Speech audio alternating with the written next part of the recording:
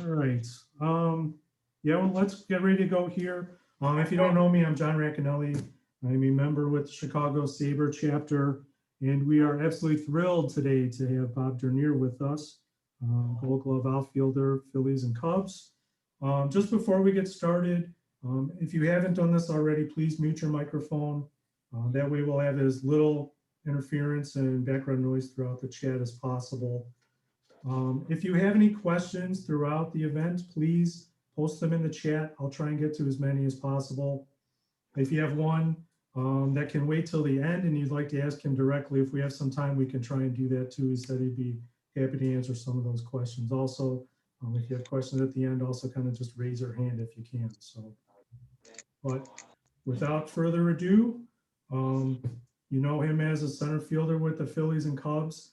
I just have a very brief little introduction here, so I want to share with you. Right here we go. See how competent I am with this technology.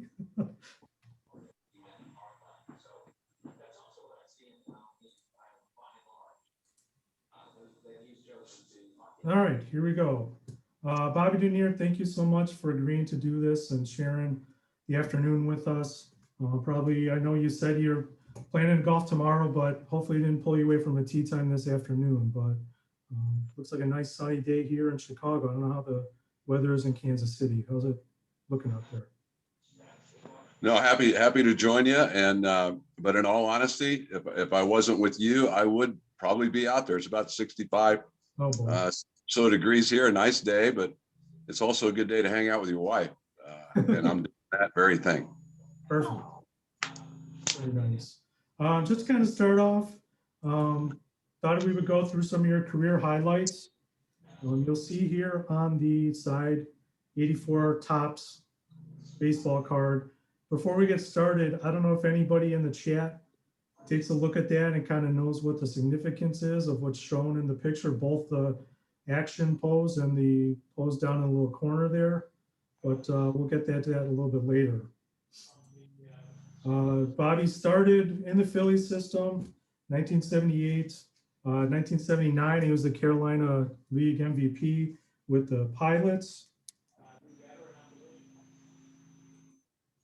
Led all of minor league baseball with 77 stolen bases in 1979, which actually was the first of 3 consecutive years he would steal over 70 in the minor leagues.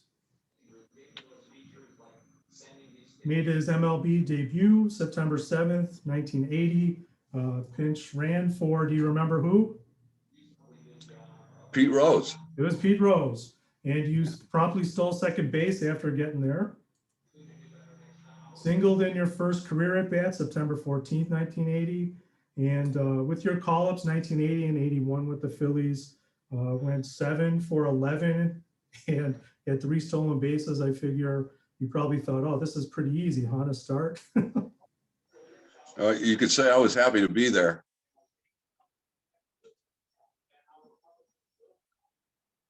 Where's your water at? Back in 81, set the Oklahoma out of baseball one, but you shot your first career hole-in-one on June 23rd, 1982. I know there's a pretty good story that goes along with this, so I'm hoping you'll be able to tell that later. Will you open it for me? Sure. 42 stolen bases in 82 set the Phillies rookie record. And then you appeared in the 83 World Series for the Phillies. Unfortunately, didn't get a plate appearance, but at least were able to go in as pinch runner and scored a run. Right before the 84 season, Bobby was traded to the Cubs. And you'll see the 84 traded card there to the right. Formed half of the daily double with Ryne Sandberg, as coined by the great late Harry Carey. Bobby was the first Cub to steal 45 or more bases since 1907.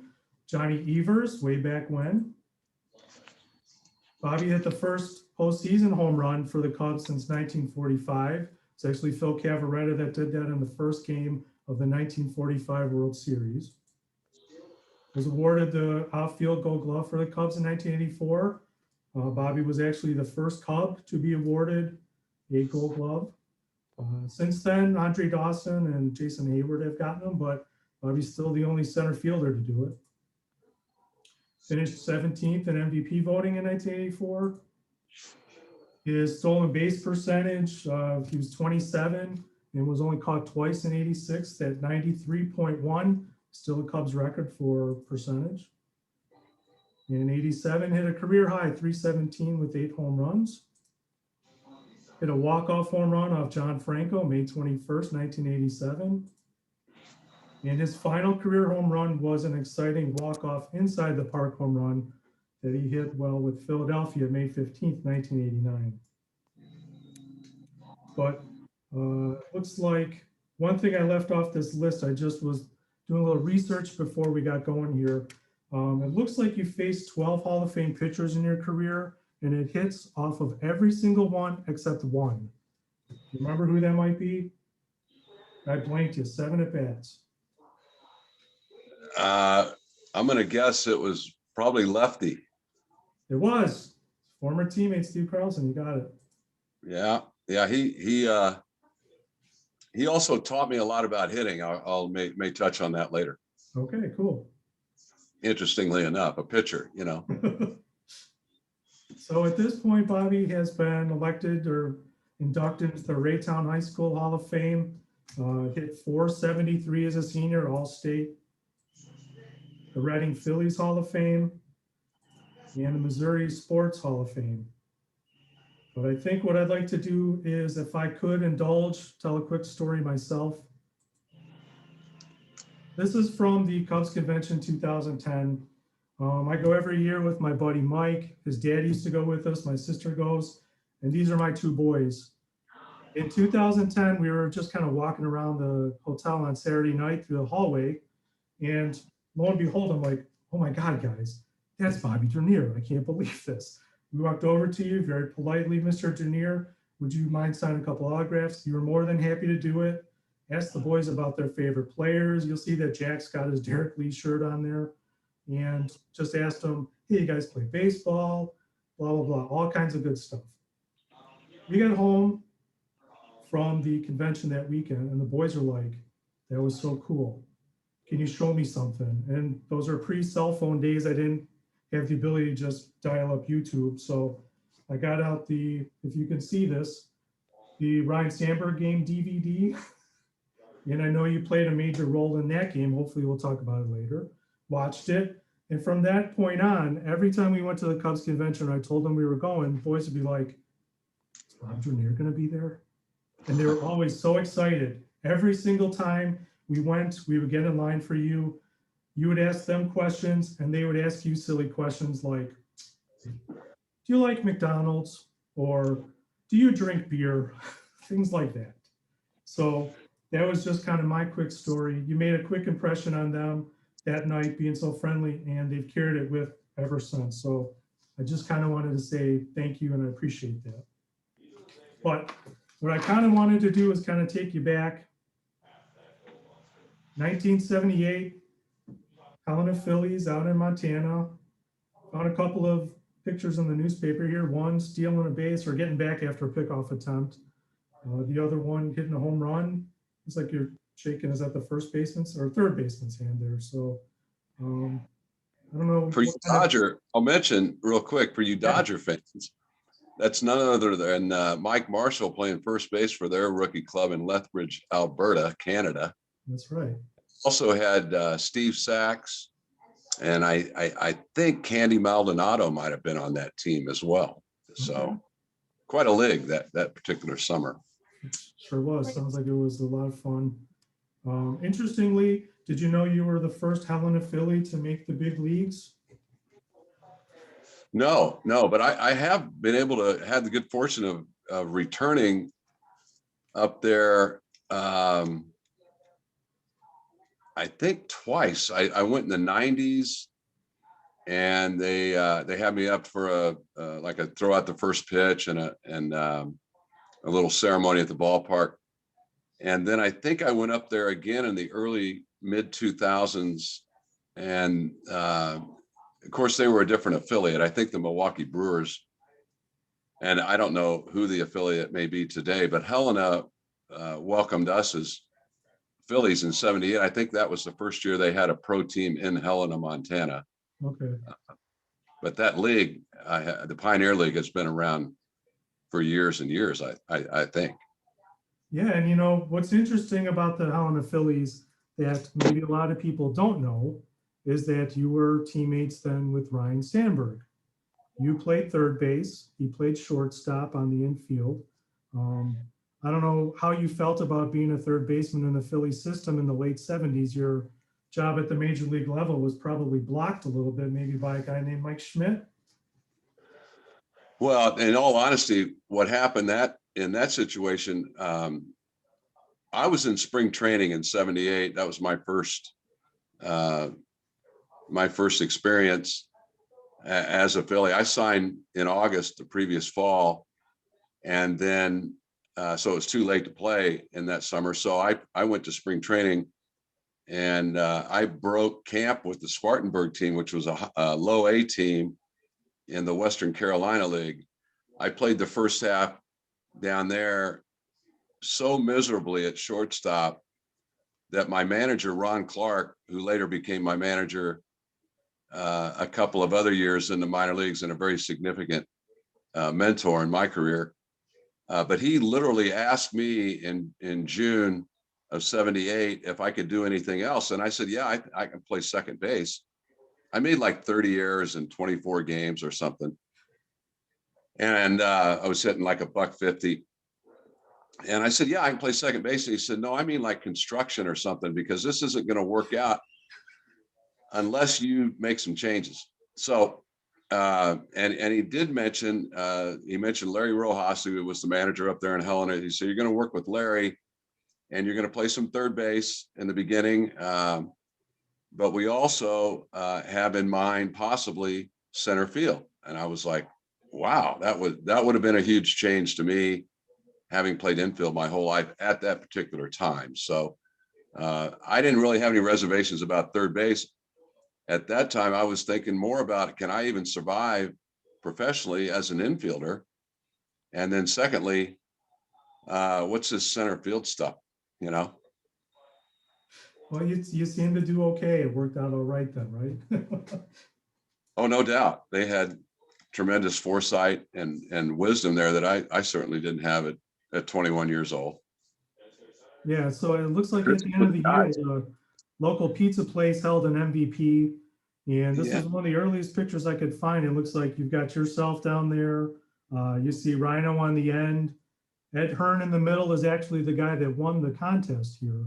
But I just thought it was interesting. I don't know how many folks knew that your time, kind of the Daily Double, the early days of the Daily Double kind of started in the 70s when the Philly system. And you know what was rare was to have we had 5 guys on that roster that ended up playing in the major leagues, and that in and of itself was almost unheard of. You know, you might have 1 or maybe 2 at the most. And we had Rhino, myself, Ed Hearn. We also had Julio Franco, if you can believe that. He was a second baseman, 17, you know, young guy. We didn't have enough room for him to play because we had a second round pick out of Arizona State named John Quijada playing second. I remember John well. And so Julio got farmed out to what was a co-op team in Butte, Montana, where, by the way, he ended up leading the league in batting average. And we also had George Bell briefly playing a little bit of left field. So we had 5 guys on that roster in '78 with Philly. That was really unheard of at the time. Wow. So I think a lot of people here, at least in the Chicago area, are probably most interested in your tenure with the Cubs starting in '84. And I thought when we got to the Daily Double here, it'd be a nice idea to welcome in the other half of the Daily Double. Holy cow! Ryne Sandberg, are you with us? Right.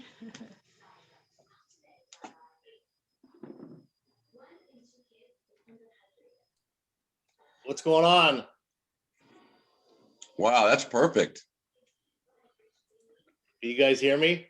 Yeah, we can hear you. Very yeah. nice. I see you. All right.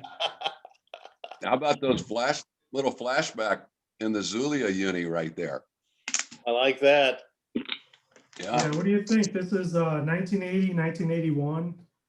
It's a sticker that I found online from Venezuela. Just a picture. I don't own it, but it's like you and Len Matuzak and Rhino, you're in that too. How about that? Yeah, what I remember about that was I went down there 2 years after my AA season, after my AAA season, and I was a bench player. I played once a week because Todd Cruz was a big league shortstop playing shortstop. Manny Trio was playing second, and so I just played whenever Manny would get a day off, and so I didn't get much action down there, but I experienced big stadiums and exciting baseball games, and got to be around guys that had spent some time in the big leagues. So what do you think about your time in the Philly system with Bobby? I was hoping maybe you could share a good story or two, something that's safe for general audiences. Well, you know what? I showed up in Helena, Montana. It was a short season. I don't know if it was, Bobby, do you remember 65 games, 70 games? I don't know. It was right around that, yeah. I don't know how many games it was, but I was at a high school. I was recruited very highly for football. And as it turns out, the June draft came, and I turned down all kinds of offers for 4 years to go to college, play quarterback, and also play some baseball, maybe a secondary. But the June draft came, and I dropped all of that, and I showed up at Helena, Montana, and Bobby D was there, and I think I sat on the bench there for about a week. There's a Bobby, remember Phil Thompson was the shortstop out of spring training, and I was an unknown high school draft pick that was just set there. So I joined them. They had already had workouts and things. So I remember watching some games. And all of a sudden I was thrown out there. I was a shortstop, thrown out short, and I think there was no looking back that season. I played the rest of the season at short, and then Phil Thompson became like a utility infielder. But Right. you know what I remember was just leaving Spokane, Washington as a 3-sport star: football, basketball, baseball. And I was the best athlete in the school and all that. And now I joined Helena, Montana, and there's all kinds of all those guys were studs in school. Many of them were 3-sport stars, and so now I was just thrown in the mix as just an average guy with competing with these guys. And some of them have went to a junior college, a couple years older than I was. And you mentioned Larry Rojas as the manager. He was a former infielder, and he took me under his wing and showed me the ropes about playing infield and things, that how to wear a uniform and how to wear the hat, the socks, the whole works, how to be a professional. So I know that Bobby and I got off to a great start being around him. And he was, after that season, as he was our manager, then he became the roving infield instructor. So as I went on to the next level in Spartanburg, he would come in and work with me for a week and then leave, come back in another couple of months. As I went on to AA in Reading, he'd do the same thing. So he was kind of my infield mentor all the way through AAA, which was outstanding. And let's see, that's my second year. I went to Spartanburg, and Bobby D went to Peninsula, which was the higher A of the two. And he stole all the bases. And then we joined up in FIL, the Florida Instruction League, after that. And I just recall talking to Bobby about all those stolen bases and all that. It was amazing, at that time, those type of getting those bags like that. But to answer the question about Bobby playing third in Helena, why they would look for another position. I mean, Mike Schmidt was hitting 35 to 40 home runs for the Phillies. Bobby was a speed guy. And as I recall in the system, in spring training, we'd have the 40-yard dash. I believe it was 60-yard dash. I think it was the 40. But Bobby and I were the two fastest in the camp for all those years. And remember Will Comer? Will Comer was the 100-meter champion from the Bahamas. I mean, he was a legitimate sprinter, you know, and we were getting him, but after about 60 yards, he'd blow by everybody. Yeah, we had some studs on that Helena team. Earl Neal was hitting bombs, hitting the top of the pine trees out there, and Ed Hearn was a catcher, played a little bit for Kansas City at the big leagues. But these guys are hitting the ball way over the fence, top of the trees, and here me and Bobby D are just trying to hit the gaps and use our speed and get on base and score runs. So I was always impressed with those guys. But one thing that they had in Helena was in the 5th inning, in the home games, they had the home run beer inning. If one of our guys for Helena would hit a home run, then it was free beer for the rest of that inning. And these guys, the Comers and the Earl Neal and the Ed Hearn, Tony McGill was on that club. These guys would be hitting the top of the pine trees out there. And I was just amazed at that. But the whole stands would leave for that half of an inning and go get beer for the rest of the half of an inning. Hey, you know what they all say? They really need to know, because whenever I think about those years in particular, inevitably the bus trips, right? And we had the headphones on, and all the music was awesome back then. You know, we had Journey and REO Speedwagon and Boston and Styx and on and on and on, right? We'd be on that headphone for like 8-10 hours. We were for those long trips, and you know, we'd pack a pillow and we'd leave after a game and we'd show up the next day at up in Canada someplace, Calgary and the Medicine Hat and all that, 12 hours, 14-hour bus rides. Get off there, have an hour to relax, have a sandwich, take a round of infield, and then play a day game. And that's where, you know, I talk about the minor leagues, because back then we were, if we were in the lineup and we were playing every day, we were everyday players, and that's how we were groomed. I believe we only had 22 players on the roster back then. We didn't have 24, 25. We had less. So we were groomed to travel and to night game, day game, not a big deal. Get your rest in, get your 4 at-bats, play, and you were a regular player. Now when we get to the big leagues, we have that mentality of playing every day and being there and showing up and producing. And that's, I think that you and I, Bobby, we definitely got that through the minor leagues the way that it was. And once you had that mentality, you didn't want to sit on the bench. You didn't want to ask for a day off. You stole all those bases because you were in there every day, and all of a sudden you got a full season of stats. And I would hate that. One of my nemesis was to sit out a game and watch a game. I just couldn't stand it. I couldn't just sit there. I pictured myself being in the game in that moment, and I wanted to be at home plate. I wanted to be at second base when the game was played, and that's because of the minor leagues that we were brought up with. So how about you, Rhino, with your golfer? Yeah, yep. Bobby knows that. Okay. Oh, heck yeah. Yeah. How do you guys fare against each other?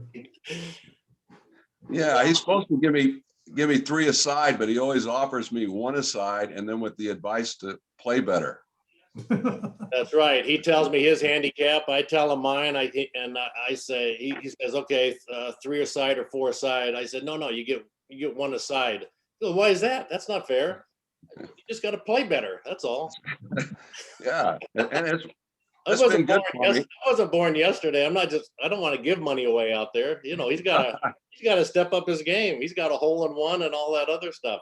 I do not have a hole-in-one. I do not. I've been playing since 10 years old. That's shocking. Now I play 2 to 3 times a week, and I'm all over the stick. And I've hit the stick. I've hit the flag. I've been pin high 1 inch to the right, stopped there. But I do not have a hole-in-one playing since I was 10 years old. I'm now 61 years old. Bobby, how many do you have now? I have 4, so I'll be happy to share. Okay. How about that first one in 82? Well, that was the first one, and I had a couple of teammates around me. I'll try to shorten it. I had Trio and Louis Aguayo, or I know may remember Louis. Mm-hmm. There was, I think, George Vukovic And my dad came in, and my agent and Rhino's agent at the time, Richie Bree, lived in St. Louis. So we had about 8 guys, and we went over to play 9 holes on a game day, which we weren't really supposed to do. But anyway, I got permission from the Grand Poobah Manny Trio, as Rhino would testify to. He said, no, we can go. I got this set up, and okay, so I go. We were going to eat lunch and everything, and I was kind of looking forward to it, not thinking anything of it. And then when I get there, and lo and behold, I make a hole in one on the 7th hole. And I go to the ballpark like any other day and play the game and go home. And then the next day, or go to the hotel, and the next day come back into the ballpark. And Pat Corrales was our manager. And as soon as I walked in, the clubby came up to me and told me that Pat wanted to see me. And I thought, well, I haven't done anything wrong. I mean, I don't think, so wonder what's up, right? When the manager calls you to come to the office, am I traded? I mean, who knows? I didn't know what to suspect it was about. And anyway, he had a newspaper, he turned it around and he shoved it over in front of me. And he said, did you play golf yesterday? And I said, yeah, I did. Matter of fact. He said, well, I know. And so does everybody else, because it says you made a hole in one in the morning paper. And so the guy at the club, at the golf club, I guess, got wind of it and called it in. So, how you can look in the newspaper, at least in the olden days. Now you don't even read a paper anymore, but you can find that at the bottom in the box score section, holes in one. So that was my first one. And oddly enough, that wonderful building where Rhino's enshrined up in Cooperstown was a whole nother story I could touch on in 05, but they have a small file for all of us players in Cooperstown. And I was really lucky enough to be up there for Rhino's induction. And during that visit, they took me down to visit my file, which was about that thick. Okay. Not real big, but one of the things it had in there, oddly enough, was a story from a St. Louis newspaper about that hole in one. So that's part of my baseball legacy, whether I like it or not.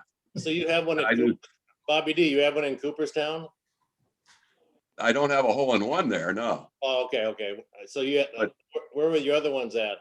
In the file up there, it does make note of that one in St. Louis. I made one here in Kansas City back in 05, and that was my last one.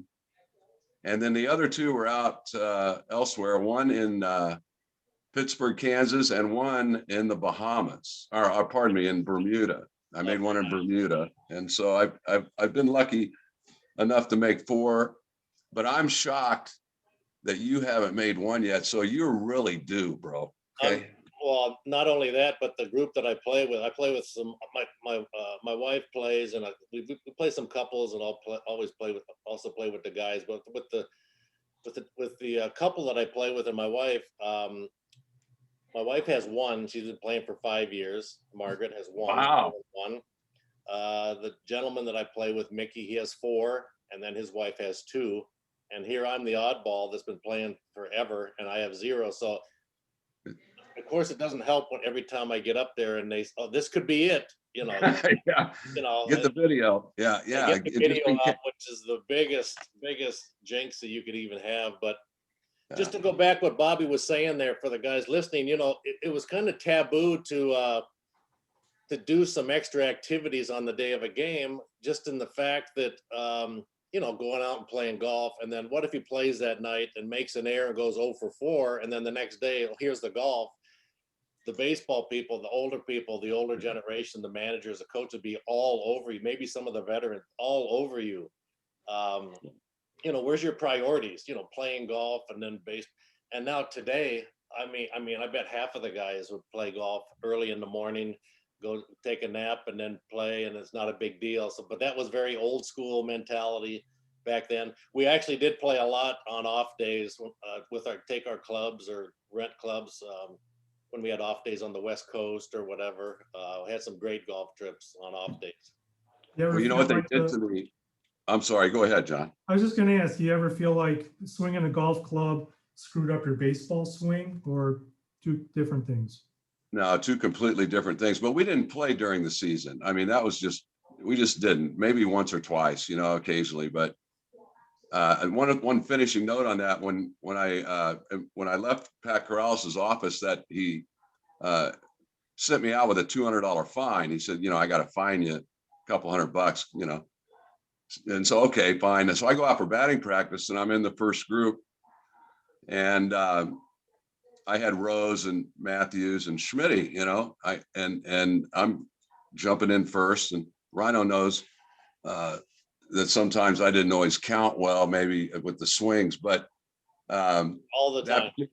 That particular day, I jumped in, I'm taking some hacks, and I look out in left center field, and there's Tug McGraw, and Sparky Law was on our team at the time, and they're standing out in short left center with a golf flag saying, hit it right here, you know?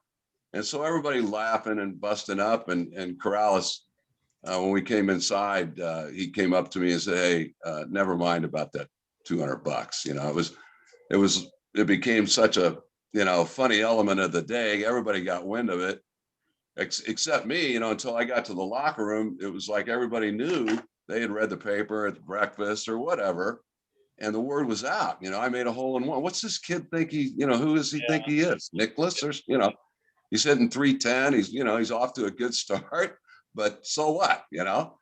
And yeah, it was a cardinal rule, kind of like Rhino said, that, yeah, you didn't really do that back then. Yeah, there was a little lesson learned there for you. And he might, now thinking back, Anna, Corrales might even been coached by Trio or something, because you didn't say that Manny Trio was called into the manager's office. You know, that was exactly, that was off all the other guys. So it could have been a little setup piece for Bobby D as a young guy hitting 300, not to, you know, just relax, that's right, focus on baseball. So there's I think it was a little lesson learned there. Yeah, it might have been a little hijinks that later on you'd be known well for, that kind of stuff. Okay. You can't just leave it there. What kind of hijinks? I have no idea. Oh, you know, he'll never admit it, and there's no video. You know, we lived in the era where they can't prove it, right, Rhino? That's right. But he's liable to light your feet on fire or something. Just pay attention when he's around, okay? No, we used to have a lot of fun, a lot of time on our hands. We had one little TV, the little 14 by 14 inch TV that was tucked up there with nothing on. But in the locker room, we didn't have all the games, iPads, video games. We had nothing to do. Occasional card game would break up, but before batting practice or whatever. But we had a lot of times on our hands, and you know, you get Rick Sutcliffe involved, and you get Steve Trout involved, or whoever, some pitchers, or somebody to pick on, like Sarge, right? Somebody to pick on just to get a rise for a couple of minutes. You know, sometimes there was some things done, but I don't. You know what? There is no video. I'm innocent until proven guilty, but I did have some ideas that I shared with some other guys that actually did the acts, and I just sit back and get a kick out of it. So, Bobby, you're traded to the Cubs right before the season starts in '84. You're told by Dallas Green, right, that you're going to be my leadoff guy, you're going to be my starting center fielder. You go out to the ballpark, very first day, you look to your left, there's Keith Moreland. You look to your right, there's Gary Matthews. You look up the middle, you've got Ryne Sandberg at second base, you got Larry Bowa at short.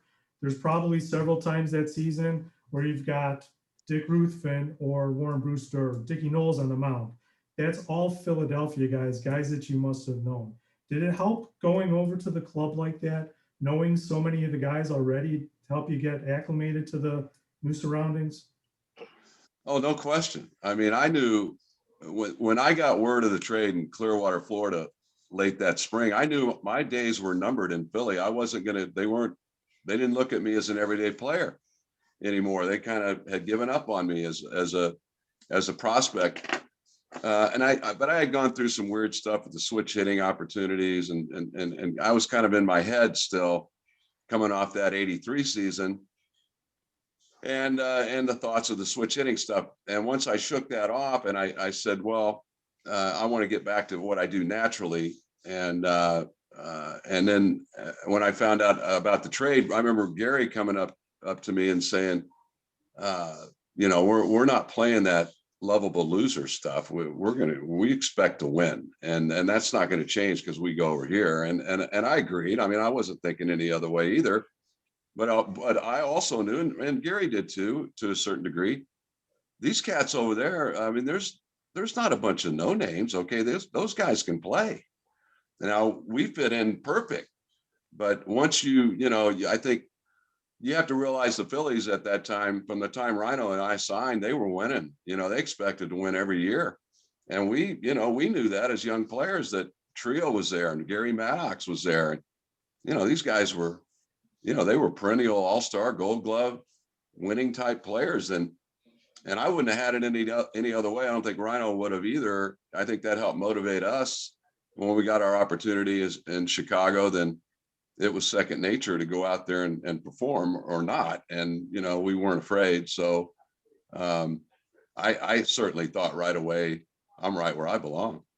Yeah, that trade for me was right on time. We just picked up Ron Say over the winter to play third base. We had Leon Durham at first. And so I think it was with just maybe a week or 10 days left of spring training, maybe the last week was the trade was done. Like 3 or 4 days. Yeah. Yeah, 3 or 4 days. So all of a sudden I have a new batting group. I have Bobby D, who I knew from the Phillies and minor leagues and could fly leading off. I got the Sarge behind me. And it took one batting practice to say, all right, you know, this feels good right here. We got a guy that's going to get on. I'm going to get on. Me and Bobby D are going to do a little first and third. And we got the Sarge coming up who just talks about RBIs, and we're going to beat this guy today. And we're better than this pitcher. We're going to get him, all this stuff. And then we got the lineup with Durham and Ron Say and Jody Davis and Moreland and Boa. We have a good group all of a sudden. And that was that trade influenced my career more than anything, really, as far as having somebody on ahead of me that's going to get on base. I'm going to bat second. I'm a fastball hitter.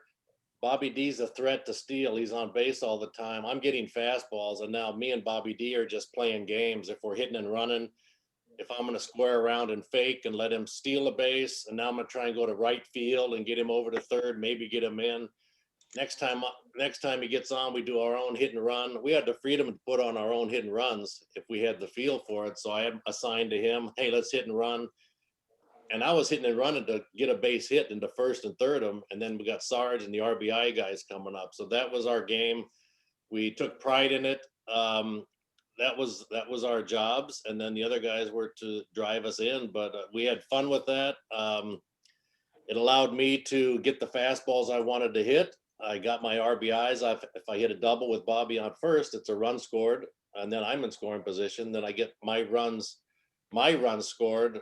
Came with getting guys drive in, but I got the RBIs with Bobby D and got the run scored, and all of a sudden things are clicking, and now the numbers, my stats are changing and things are changing, headed to an MVP type of a year. But it was the trade, having somebody in front of me, having somebody behind me, which just locked me in for the whole year. And, you know, Rhino, it does make you go right to Dallas, doesn't it? Because he had a great deal of confidence in you and me to trade, you know, for us. No after doubt, he had us, in the minor leagues. He was our farm director. You know, that was a big influence, John, on both of our careers, without a doubt. If it wasn't for Dallas Green, you know, the dreams would have looked different, put it that way. No doubt. Dallas also scouted.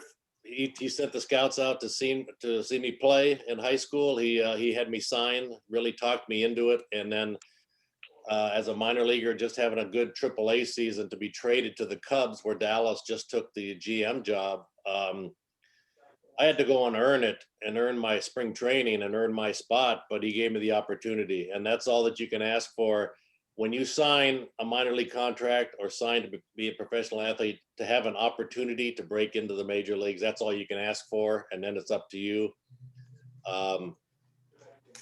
So yeah, Dallas Green was the guy that put that 84 team together. And people ask me, what's your favorite game? what's your favorite game? And I say, you know what? I don't think I have a favorite game, but I have a favorite season, and it was 1984. It was my third year in the big leagues. I was around winning players. I was around gamers. My game went to a different level. And baseball now, my job and my expectations going to the yard every day was completely different than the year before, and it also meant winning, which is all. That's what changed everything for me. And 84 now became my goal. The rest of my career was to get to postseason, have a chance to get to a World Series, even have MVP type years after that. I put that all on me, and those are my new goals.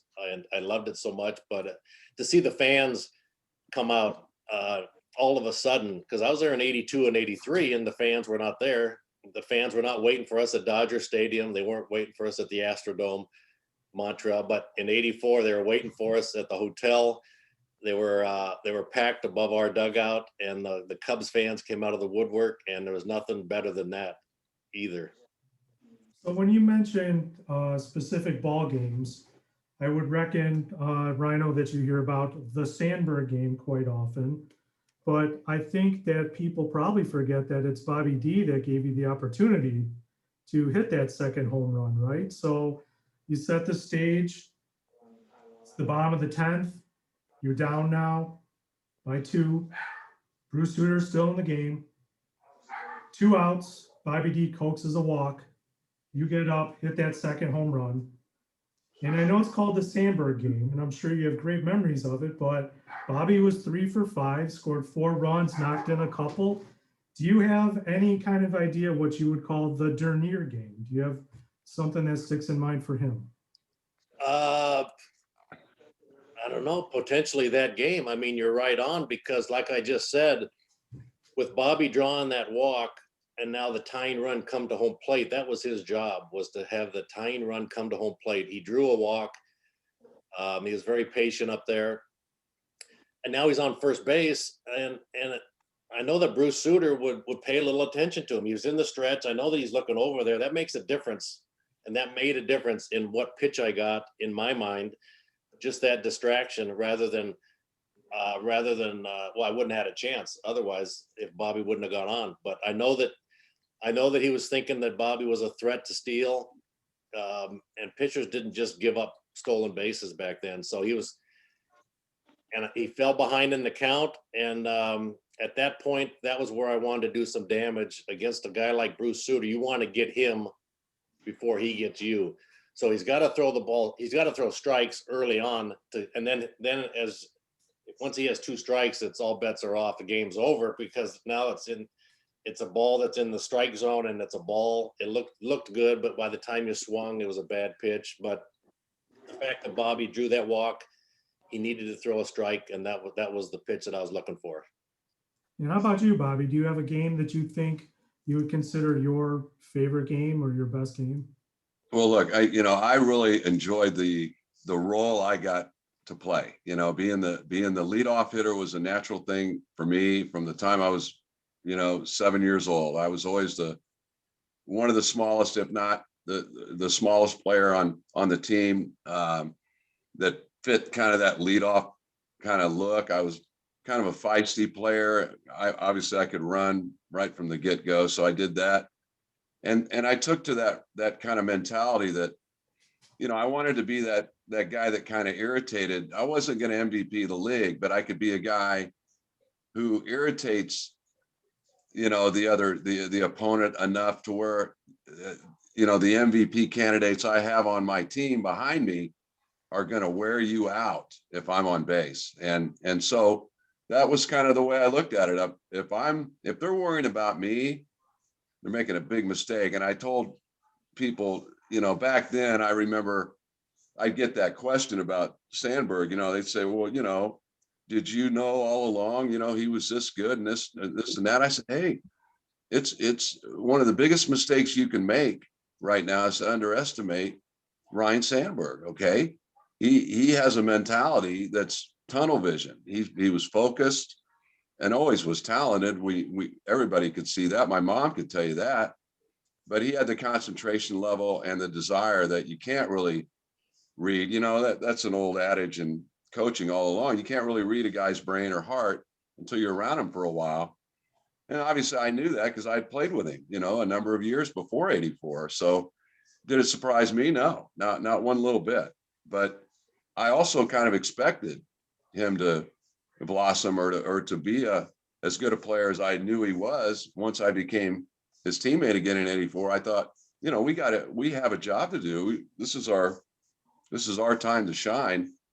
And he took it to another level, of course, no doubt. But I think the influence of guys like Matthews and Say and Boa, those older guys that had been through so many, playoff experiences and just baseball period, that helped make a lot of us kind of middle-aged and younger guys. It made our job a lot easier. For me, baseball, and it needs to get back to this. I think it's very important with the game at all levels going forward, is there's a position for each type of a baseball player. A smaller guy that can play the game right and put the bat on the ball and make all the defensive plays and play a team game. A guy that wants to lead off and battle to just get on first base and make something happen. I mean, and then the next guy coming up having the mentality, okay, I got to get this guy over for my teammate over here who's going to drive him in. Baseball at all levels, we got to get away from the every hitter's swinging for the fence and swinging for the home runs in any situation, and then the strikeouts go way up, and then like what Bobby just said, we were accountable for each other as teammates. When we took batting practice, Bobby D, myself, and Sarge, if Bobby D would hit the first first four balls and hit the top of the cage, we were all over him. Those are pop-ups to the infield. Wait a minute. Hey, Bobby, step out. What are you doing, man? We need to get on base. And then Sarge would be all over him. He needs his RBI steaks over here and ribbies. He needs him on base. And then I get in there. I got to work the other way and hit some line drives the other way, simulating Bobby D going first to third. And then Sarge wants to get in there, go gap to gap and drive him in. But that's how we took our pregame and our practice. We were accountable for each other during batting practice. It wasn't just get in there and just launch and just hit the ball all over the place. No, it had to look like a game situation, what your job was. And that's what it looked like for the whole lineup, especially in 84. Even when our group was done, we go in there and look, okay, Larry Boa, he's working the line drive, hard ground balls, using the whole field, doing that thing. He's getting some bunts down. Got Ron Say driving it to the right center gap, hitting some home runs. Leon Durham hitting some balls to left center. You can just see what everybody was working on, and they were working for a game situation to do their job. So what do you think, Bobby, about the fact that stolen bases really aren't as big a part of the modern game as they were when you guys played? Well, I don't want to pick on anybody, but it's a dirty job.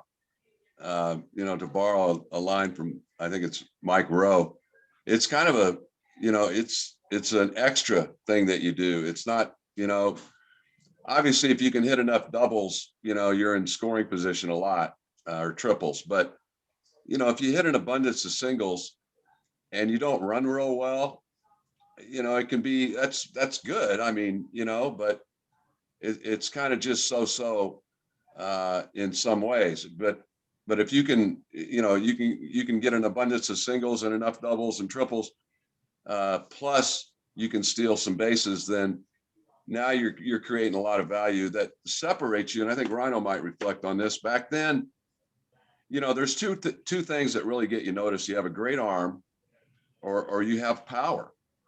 And, I didn't really have either one. I had an average arm. I could throw okay. But I had very little power. And so I had to bring something extra, which was another thing they can't teach, and that's speed. If you can fly a little different than the average bird, then you can stand out. You can maybe do things that are a little different on the field that make you valuable.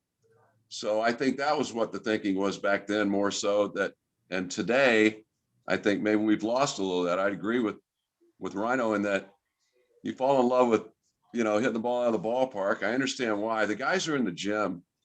We weren't in the gym. We didn't lift weights. We didn't try to be stronger. We tried to be more lean and flexible. We stretched like gymnasts every day. and took a lot of pride in keeping our muscles from blowing out, you know, and I finally did blow out at 33, but which was relatively young, but at the pace I played, it wasn't necessarily so young. And yet I always looked at it like I'm going to run as fast as I can, as long as I can. And when I'm unable to do it, I'll be able to look in the mirror and say, way to go. And that's kind of what happened. But today, I think the risk and reward with analytics, I think they lost touch with the stolen base, because, you know, you get thrown out. If you're really good at it, you probably get thrown out once out of 5 times. And they start doing the analytics on things. And, you know, you maybe looked at the stolen base more as a, you know, a risk that's not worth the reward. But now today, like you said, John, I think they're rethinking that a little bit. And I sure would like to see guys take a little more pride in that ability. Not that you have to do it all the time. They're a little more, I think they're more on top of it than they've ever been with the clocks. You know, Rhino can tell you as a manager, you know, time in the catcher's pop time and the pitchers to home plate, all that stuff comes into play and helps create a percentage that you have to be able to live with when it comes to stolen bases. Right. And Rhino, I mean, you've managed in the minors, you managed the Phillies. Was it kind of coming into vogue, I guess, at that point to limit stolen bases, or had that not even happened? Yeah, it did hit. It was I think in a lot of ways, the defense got a little bit better against the stolen bases. The pitchers would do a slide step, very quick, giving the ball to the catcher home plate, which would have a couple of advantage. It would sneak up on the hitter when a pitcher would come setting real quick to home plate, sneak up on the hitter a little bit, but you're also giving the catcher more time to throw the guy out. So there's that element to it. Back in our day, it was more that we were more concerned about the pitcher's move and pickoff move rather than how quick he was to home plate in most regards. But to steal a base, you have to have a mentality. You have to work at it. You have to want to do it. What I would like to see is a little bit more movement on the bases, even a hit and run, which I thrived with the hit and run, because playing the infield, you have a man on first base. You don't know if he's running or stealing. Me and the shortstop are giving signs who's covering the base. And as a hitter, I love that. We're knowing that infielders are now leaving their positions. Now I got to put the ball in play and make a first and third situation. I must swing, which I like that mentality and that at bat. I must swing at this pitch. I got the guy running. Defense is moving around, make something happen. Even the hit and run was something that players would just not buy into when I was managing. At the minor league level, they would, of course, and it was fun. They loved it. Once got to the big leagues, players didn't buy into that. So I think it's a lost art. I think it's an exciting play. I know how hard it is to defense, and on the offensive side of things, it's an offensive play. You know, Rhino, on that note, I can tell you, you know, in Philly in '82, and when I was playing every day, and Rose was sitting behind me, and he would talk, and I'd say, you know, Rhino, I would mention, you know, Rhino and I in the minor leagues did similar things. And what he was talking about was occasionally, I remember you doing, where it wasn't a hit and run that the manager put on, but it would be, I'd take off on a stolen base attempt from first to second. And then if the pitch was, you know, had some cheese and some fat on it out over the dish, you might sense or see me running and still be able to spank that ball in the gap. Rose used to do that. Like he said, run and hit. He said, go ahead and take off when you want. If I like it, I'll gap it.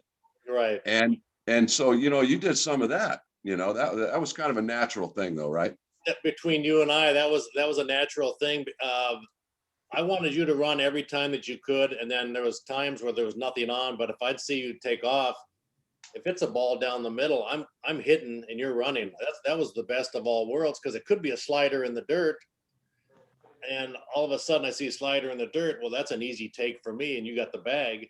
They throw a fastball middle away. I can drive that to the opposite gap, either gap, and then make something happen. And we had a lot of those where they were saying on TV, I'd replay the games. Wow, look at that hit and run, just a clinic. But it was actually you stealing and me hitting. And how do you defend that? Because then we had the other times where the hit and run was on, and then And then the next time up, I'll do something to distract. I might crowd the plate on this pitch just to get in the catcher's way a little bit. He's running right here, so I'm going to get a little closer to home plate. Now block the view of the catcher a little bit, make it a little hard on him, and then I know you're stealing. And then I got you on second base, and now I know what my job is. My job is to go to right center hard or hit a ball to right field, get you over, and let Sarge get you in.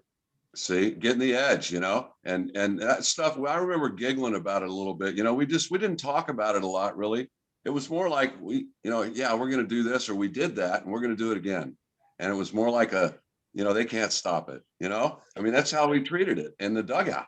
It was a high five and kind of a giggle, like, yeah, we're going to do that again too. Yeah, we'd look over each other, both sliding in. I'm at first, you're sliding into third. We pop up, make eye contact. I mean, then Sarge is walking up there. But of course, it was taken notice, because that's where Harry and Steve Stone took notice of it, and Harry calls us the Daily Double. We were crazy excitement. The fans talked about it. The fans loved it. There was action on the bases, and it was baseball. That's baseball, and some of those little tendencies like that and little plays like that are missing in the game today, rather than the fans just sitting there and waiting for the 3-run home run. Oh, we didn't hit any home runs today, we lost. Or, yeah, we hit 2 home runs, we won. It's all about that. Many games, wind blowing in at Wrigley Field, we couldn't even hit one out in batting practice. We knew we had to go base to base, line to line, first to third, sac fly, win 2-1, win 3-2, and that's the game of baseball. Then we do that all year long, and the home run. And you got the pop-ups on those days, okay? Wind blowing in, bro. I can't get there. Okay? That's right. Yeah. So kind of talking about the modern game, do you guys have players that you kind of follow nowadays? Anybody specific? It's a question that Rich Ray from the group asked. Go ahead, Rhino. Well, sure. I mean, I'm at Wrigley Field, not counting last year, but I'm typically there 65 to 70 games out of 81 games, doing some things for the Cubs and then watching the game. I have a couple of tickets.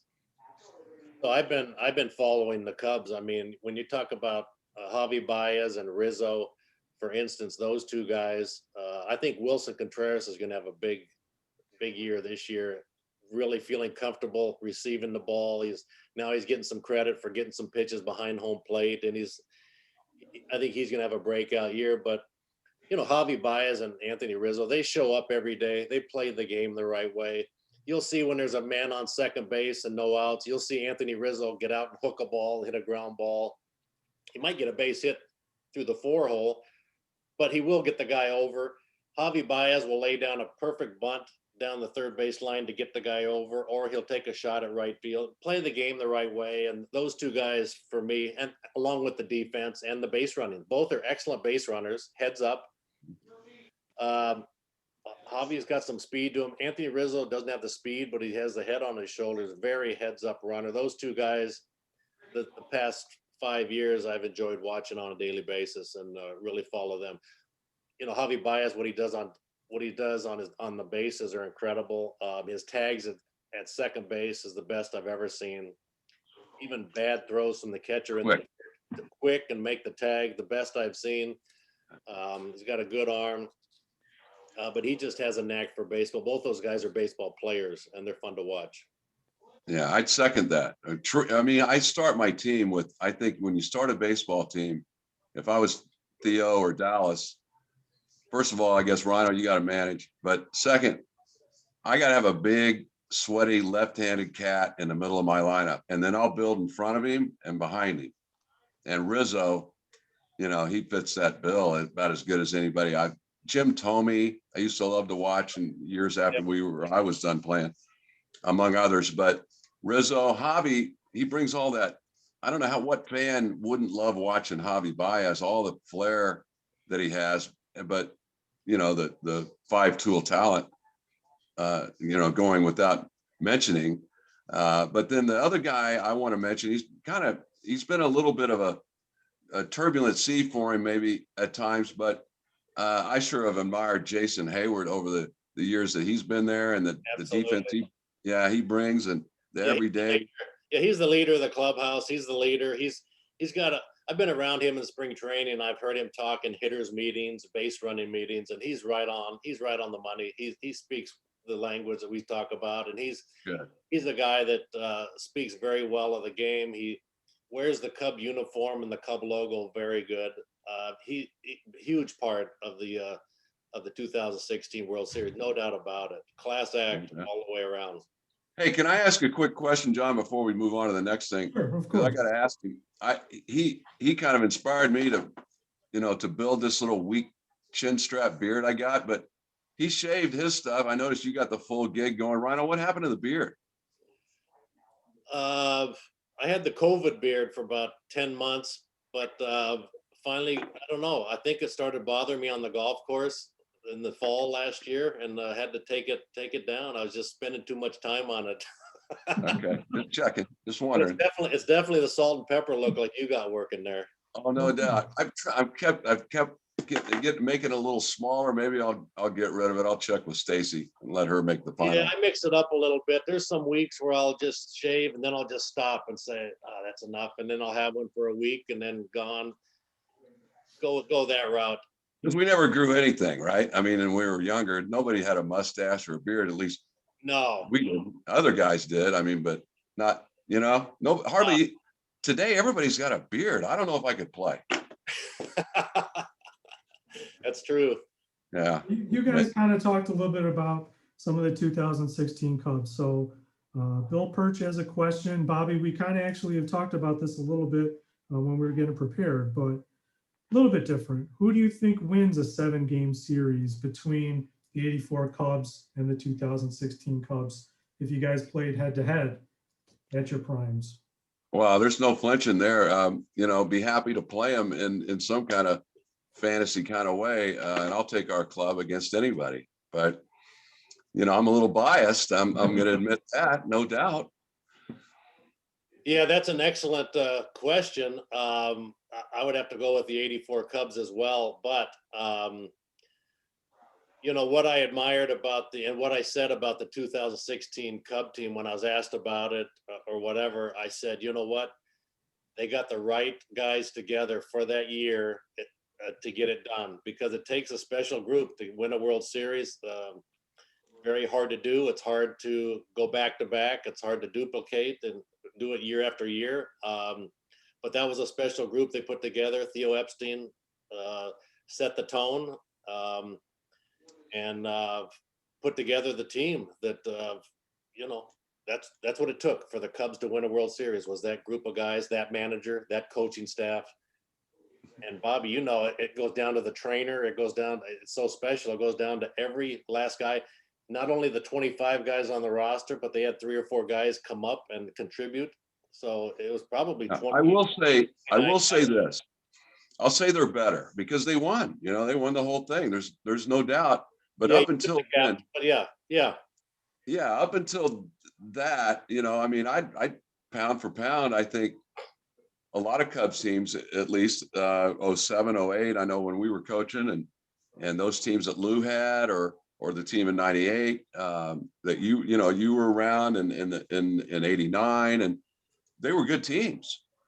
But I think they were all kind of stacked up against our team, because they didn't win it, like it was like the challenge of the bridesmaids kind of. But pound for pound, I say honestly, I would put that team we played on in 84, with a second try up against anybody you want to line us up against. Detroit won it in 84, and they earned it. They deserved it. And, the team in 16, they won it. They earned it. They deserved. That was one of the funnest years in October, that from a fan perspective, I got to, you and I got to be on the field together doing media that whole fall. And that, I think that was if I had to take a consolation prize, at least we had that, that was a blast. No, it was a life changer for me. It got that burden off of me at the Cubs convention, or fans or whatever. Are the Cubs ever going to win? I said, I don't think so. I got to the point where I got so irritated after years of hearing that, I don't think they're going to. I really don't. So I got that off my back, and then it was like, so a huge tip of the cap to that team. It was the right group of guys. They played the game. They played the game that we were talking about. They had the stolen bases. They stole third. They've got the bunts down. They squeezed. They push bunted. They got the sack flies. They pitched the defense. That's what I'm talking about, which we strive to do in the 84 team. Our minor league teams strived. That 2016 team did all those little things and they won. That's what it takes for me. Yeah. The MVP was probably the best base runner, right? Yeah, for sure. Chris Bryant. I mean, they had that kind of, that it was a thread that ran right through the whole ball club. You're right. Didn't matter. Yeah. And it looks like Frank Collins has a question, kind of taking you back to Philly's experience, Cubs experience. What was Dallas Green like in the dugout, in the clubhouse, as opposed to in the front office? Go ahead, Rhino. I just had him as a September call-up of 81. The Phillies had won a World Series in 1980, and I was a September call-up in 81. So I was around him during that time. The team was getting ready to head back to the playoffs, I believe, in 81. They were playing good. So I didn't see any severe blow-ups or anything. But when he came over to be the GM of the Cubs right away in spring training in 82, the Cubs had a big WGN dinner, spring training dinner. Just go there and show up. Everybody show up, and then you can stay as long as you want, but just show up. Well, I think 3 or 4 players didn't show up, and that very next day, Dallas Green got the whole camp together in the Fitch Park locker room, and with the showers and the tile in there, his voice echoing around those showers. It was unbelievable how he tore us up, and I was so happy that I was one of the guys that did go to the WGN event, because if I wouldn't, I mean, it was unreal. But you know what? That taught us all a lesson that what this is going to be like. If there's an event and you're supposed to go and it's a mandatory thing for the whole team, everybody showed up from that point on. And that was the spring training that he exemplified that. If there was ever a time where he had to come in and tell us to step it up a notch, we weren't playing to our ability. He did that a couple of times, and I heard him in that way. But he was a leader. He expected to win. He wanted the most out of everybody, and he expected that from every player out there. Yeah, I think there's a fond memory for me with Dallas Green. Right on, you'll be able to touch on this maybe a little bit because you were right in the middle of this time frame. But in between the 79 and the 80 minor league seasons, in the winter, you know, we would do the minor league contract through the mail, right? They'd send you an offer, and basically it was going to be what you got, whether you liked it or not. Well, in that 79-80 winter, I just had my first son, Dustin, Vicky and I, and we kind of did our budget, and we thought, you know, we're going to need X amount of money, you know, per month, right? Diapers and da-di-da. So I sent Dallas back. I had the nerve to send Dallas back a letter asking for another $50 a month. I swear to God, from $700, I think, to $750 a month. And he sent me back a no thank you letter with play better and you'll get paid. And, you know, and it came true. And that year, that winter following the 84 season, I wasn't a free agent, didn't have to be paid any more than a 1-year deal. And Dallas Green, holding, you know, word, being a man true to his word, you know, he sent me along a 3-year deal at the time, which was like, that was cool, you know. But I think it speaks to Dallas and that earn your stripes mentality that he had toward his players, that, you know, you do the job, then I'll look after you. And, you know, you had him even longer than I did there in Chicago, but we both share those, you know, those minor league years when he was the farm director. You know, you had to deal with that $500, $600, $700 a month. You know, back then it was you and Cindy, and then the little kids start coming along. We got bills to pay, you know, as young players, and we're not making big league salaries really yet. And, you know, Dallas knew that. And I think he knew how to motivate you as a young player, you know, to give you incentive, yeah, he'd give you opportunity like he did you in 82 and he did me in 84 Right. again. And we took advantage, but he was, for me, it was that John Wayne kind of figure in the room that you knew when Dallas was in the room, bro. No question. He'd pat you on the back in a heartbeat if that was coming your way, and he'd get all over you if you had that coming, just to make you a better player. And Did he do that? Did he get you? What's that? Did he ever get you like that? He kind of got me once. He came up on me once. I'll tell you straight up, the fans will like it. He said, "Let me just remind you of something that you better already know. You can't drink with the pitchers. Okay. You stay away from Sutcliffe, Eckersley, Trout. You stay away from those guys. You hear me?" And he meant it. I was like, I'm not drinking with those guys. But he wanted to let me know that if you're going to play every day, right? You're going to, you're going to have to live by a little different drummer than Trout or Eckersley or Sut or, these guys that have 2 or 3 days off. That was a whole different mentality. And Dallas, being the old pitcher, I think maybe he felt it was his duty to remind a guy every once in a while that, I know what's even going on at the midnight bar at the Hyatt where Harry's posted up. And, so I thought that was cool about Dallas, Right. I think I was so afraid of him that I just stayed my focus. You talked about me being focused and all that. I think he had something to do with my focus. Yeah, no doubt.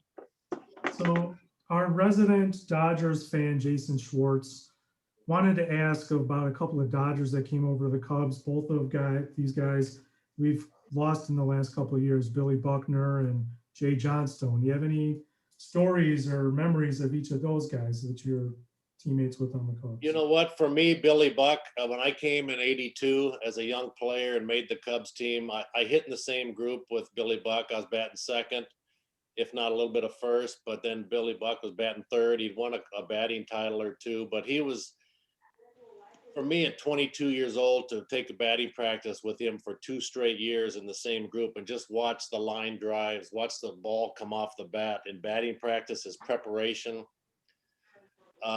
his game mentality was not to give up an at-bat.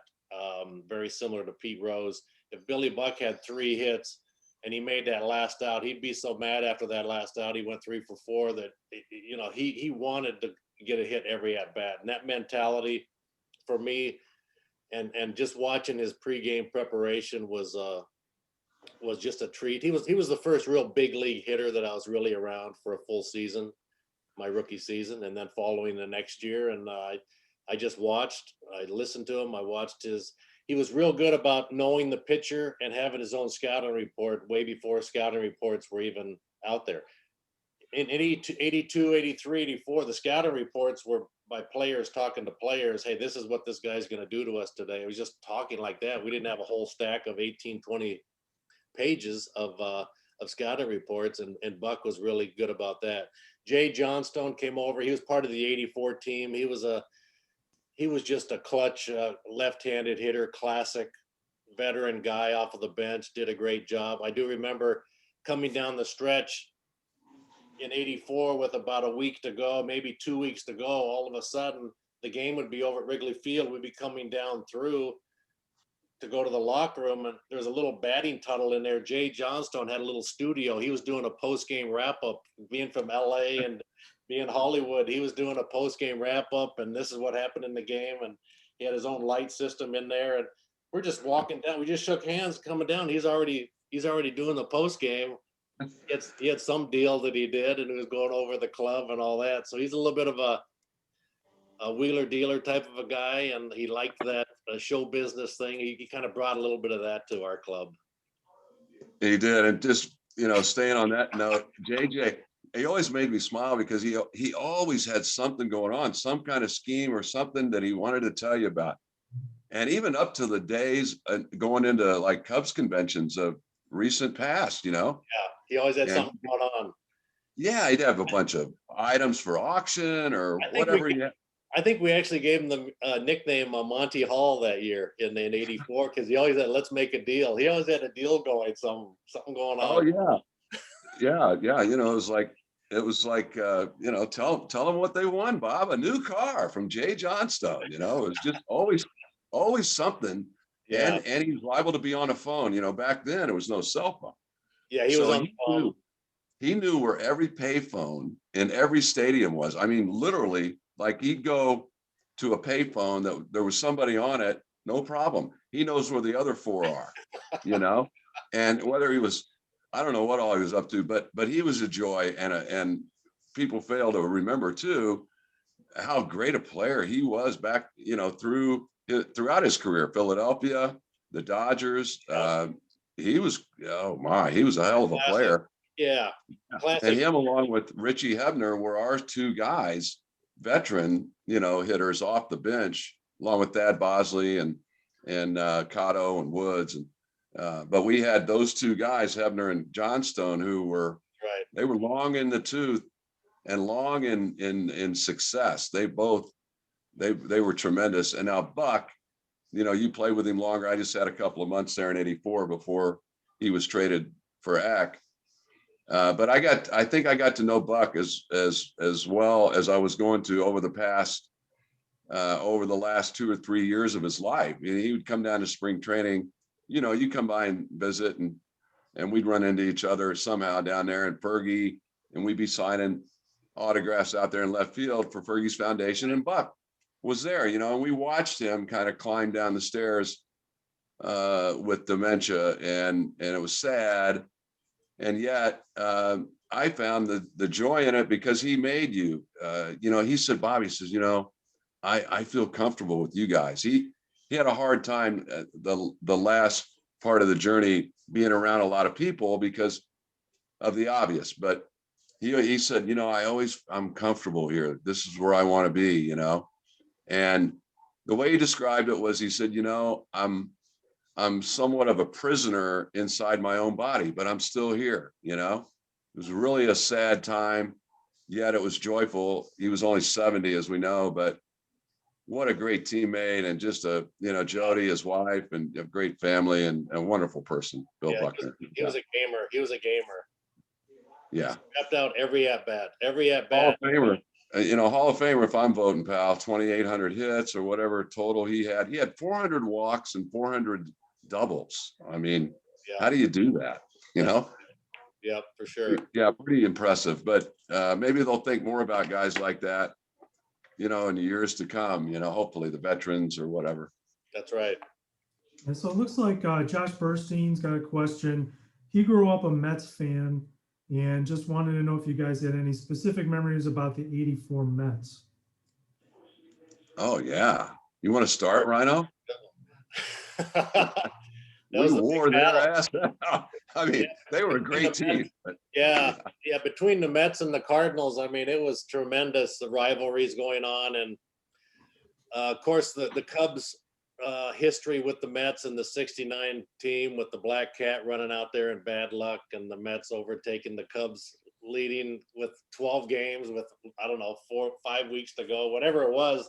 That history was there. But I'll remember, I'll never forget the brawl with Ed Lynch hitting Keith Moreland. And it was an all-out brawl. It was 95 degrees out at Wrigley Field in a day game, and guys are sweating, and we're fighting, scratching and clawing to try and wrap up this division, and to have all the talk of the '69 collapse. We heard about all that and that anticipation. Then the Cardinals are trying to knock us out and the whole thing. But you know, just their team. I mean, Dwight Gooden, I believe that was his rookie season. Keith Hernandez. Very big in that. Was Gary Carter then in '84? Was he? Gary Carter, sure. Yeah, but they just Strawberry. They had a powerhouse team and starting pitching, and we just battled with them and have the battles. But you know, Carter. I think Carter came the next year. He was with Montreal, I think, in '84. But right. That's right. Yeah, but right. Still, they had a hell of a team that was in the process of kind of coming together. And Mookie Wilson was there. They had Keith.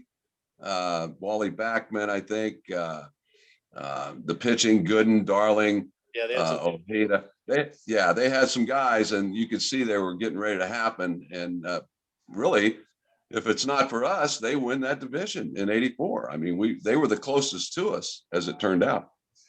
Yeah, and they end up winning the whole thing in '86, just 2 years later. So you're right, they were knocking at the door there. They had some guys, but it was a little bit of a history lesson with all of us, with the Cubs and the Mets, and this is what happened '69, and don't let that happen again, and all that played a big part into But the fans, the fans, and you fans, in in '84, that 4-game series, I think you touched on it, where it culminated in a Ed Lynch hitting Moreland in the butt with a pitch.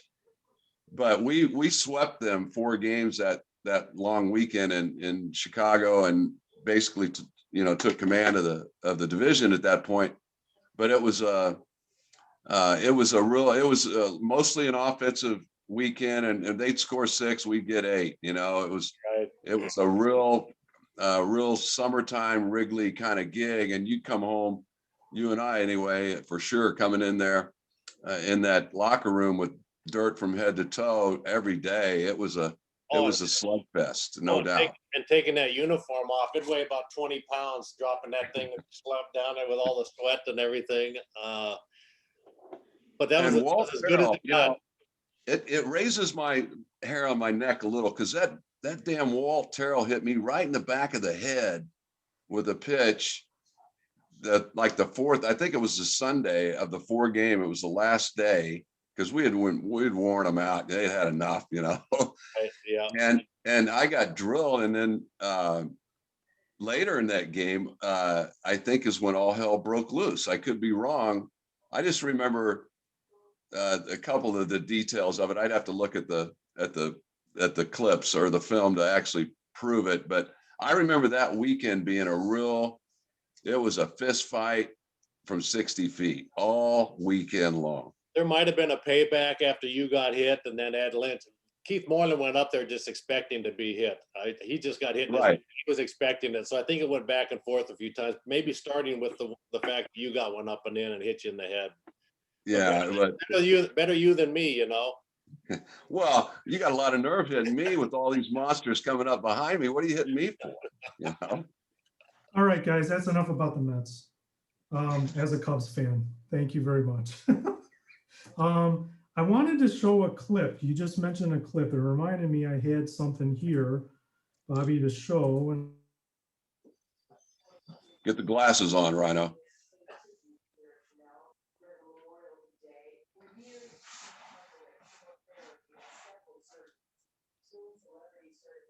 And I'm hoping that this works okay. You see this?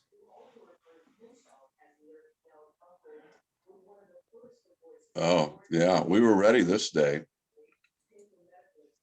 As Kennedy turned around and said something, as Dernier sends it deep left field. Going back and looking up there, Martinez is gone. Cubs lead 1-0. Ball's on the street. Yeah, Rhino's on deck, and the problem with this one, I remember I had people actually at home saying, "Oh, I didn't get to see it," because they didn't get back from commercial, and they missed a pitch or two, I guess, coming back from commercial, and they had to show the replay. But that was Eric Shaw and hanging fastball. Yeah, well, looking dead red. And look, I love to be honest. I can be dead honest. Eric Shaw, he knew I was a first ball fastball hitter, and that was no surprise. But he threw me a breaking ball, Rhino, right at my left hip.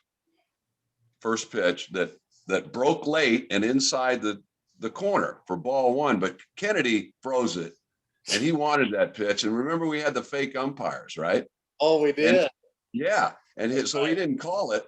And I thought, oh, well, he's in trouble now, right? I got the 1-0 fastball, which is where I eat. Yeah, I love that pitch. And I got it. And that's, with the wind blowing like it did that day at Wrigley. But we followed that with, Sarge hit 2 and Say hit 1 and the big redhead put one on the street on Sheffield. That ball was smashed. That's exactly that right. One Sutcliffe hit. But yeah, we wore him out that day. I wish we would have had home field. Like I like to bitch about once in a while. I think we had earned it. We had the best record, but the television rights and everything didn't allow for that with the lights at Wrigley. So I will complain that if we were playing at Wrigley, Rhino, you may agree or not, but you'd have had a hard time beating us at Wrigley, in my opinion. No doubt, but I have a hard time saying if in baseball as well. What if? Yeah, we had 3 chances and we didn't get it done. So. Yeah, everybody can do what if this happened, what if, but we had 3 chances, no doubt. Right, and you ended up having a hell of a series in the end. You know, we were on base. You know, we had a chance. You know, you just wish you'd had one of those games though, where you really dominated, you know, and had your game in San Diego where you just went off, you know, and I think about that all the time, like, boy, you know, but, you know, if you add it all up in the grand scheme of things, I wouldn't change the, you know, the 1 dime's worth of it. If I would have known ahead of time that that's what was going to happen, I'd take it every time again, no doubt. It was a lot. That's right. We had the whole team coming back the next year. We were in first place halfway through June. We were looking good to repeat and get back to postseason, but then the whole starting pitching staff, all 5 guys went on the DL at the same time, and then that was the end of that group because they were a little bit older at that time, and they started dismantling. But we did have another chance in '85, but the injuries hurt us in the pitching. So after seeing that clip, does it bring back the memories of having a negative opinion about Steve Garvey like it does for me? Just curious. Well, you know, that was the one guy. I mean, you had to look at that lineup and think, you know, who's the guy that I'm going to try to keep from beating me, right? Well, you know, you had to think Garvey, and you know, he beat us. So I give the guy credit. I mean, you know, he was such a great player, and another one of those guys, kind of like Keith Hernandez, that gets kind of an honorable mention. But during that era, at least the decade of the 80s, and then back in through the 70s, you know, he was always one of the best players in the league. So I don't think anybody was overly shocked that Steve Garvey had a great playoff series. No, he was an all-star player. He was in the lineup every day. He was a production guy, but almost like the balls I hit off of Bruce Sutter. I mean, he took Lee Smith opposite field, right center. Yeah. And that for a night game at San Diego, that's you don't see that a lot. You didn't see that very much at all. So you know, it was what it was. A tip of the cap to Steve Garvey. But you guys are more gracious than I am. we had our chances, and we didn't quite put up the offensive numbers that we did in San Diego. We just didn't. So it looks like we're about an hour and a half. I appreciate you guys sticking around. We've just got a couple more questions if you have a couple more minutes. Ryan Shore and Mike Malley have asked whether you have any specific memories about Harry Carey or what Sutcliffe meant to the team, you know, not only on the field, but in the clubhouse. Well, I'll give you a quickie on Harry, and then Rhino can take it lengthy because he had him, he got to see really the whole story. My favorite compliment of my career came from Harry Carey. And that was back in sometime late in '84. And we were in Montreal on a Saturday night. I know it's shocking, but I was at the bar on the way to the room, getting ready to head to the room right at midnight because it was a day game, getaway day kind of gig, right? So I'm getting ready to take off, and Harry hollers over at me, "Hey, Bobby, come here. I want you to meet somebody." I don't imitate him real good, but so I walked over and I said, "Yeah, what's up, Harry?" He said, "Well, I want you to meet my friend Jacques, or whatever his name was, some restaurant owner in Montreal, you know." And okay, nice to meet you. And then he says, "Oh, Bobby, one more thing." He said, "I just got to tell you," and I was going through like an 0 for 12 or something, kind of a little tough stretch. And he said, "I just got to tell you, even when you stink, you look like you're trying. You'll never get booed at home." And I walked away, and I thought, you know, I felt a little disrespected, but I recovered real quick. And I thought, no, that was a compliment coming from Harry. he appreciated the effort always, you know? And so that's what I'll always remember about Harry. He was a fan with a microphone who always appreciated a player if he gave a full effort, even when he was kind of stinking, you know? And so I'll always have a high degree of, you know, admiration for Harry, because to me, he was just little more than a great fan with a microphone. And boy, what a joy to listen to that act, right? My Yeah, God. absolutely. Harry and I had the same career with the Cubs, 82 to 97. And so I was around him a lot, but nearly every day, or at least first trip into the new ballpark, my group would be ready to hit, and I'm over by the dugout getting ready to go and get some rosin and stuff. And so I'll be signing some autographs for the fans down there. And I mean, nearly every other day I'd be signing, and now I'm okay, when I need to go hit, and that's what I'm thinking. All of a sudden, Harry comes walking down the steps right there by the dugout, and somebody would yell out, "Hey, there's Harry."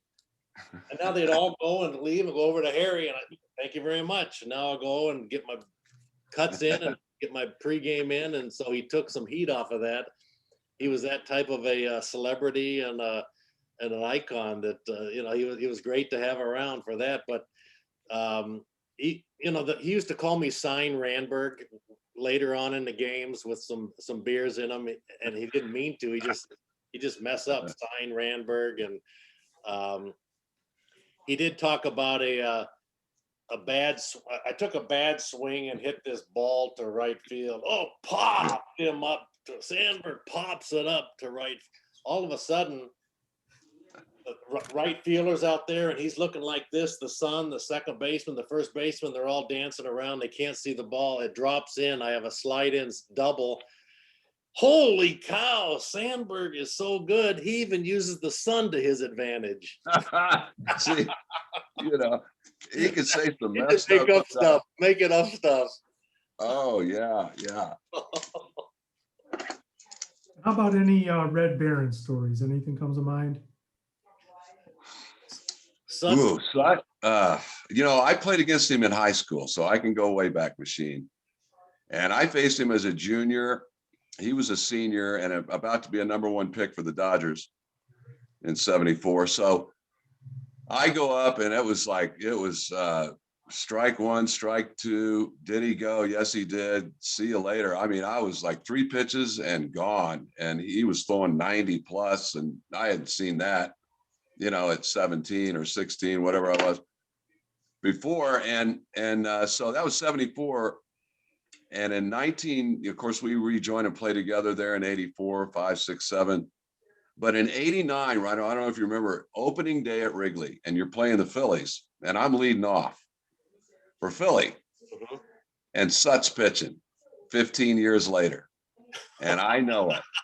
Okay, and that first pitch, you know, I knew he'd try to get ahead, so I'm just going to look for the, you know, something out over the dish, and I got it and lined it over your head for a base hit, and I hollered from first base, "Hey, Redhead, the league's hitting 1,000 against you, you know, payback." So I steal or try to, and Girardi throws me out. Okay, I think you may have taken the tag. I don't know, Dunston, whoever. And I'm running off the field back to the first base dugout, and of course the Redhead had his moment, and he said, "Well, your stolen base percentage is 0." You know? So that's my Sut piece for you. But for my dollar, if I got, you know, 2 guys, a right-hander and a left-hander, to win that one game we got to win, I got lefty Steve Carlton, and I got Rick Sutcliffe, Red Baron, no doubt. One of the greatest teammates I ever had.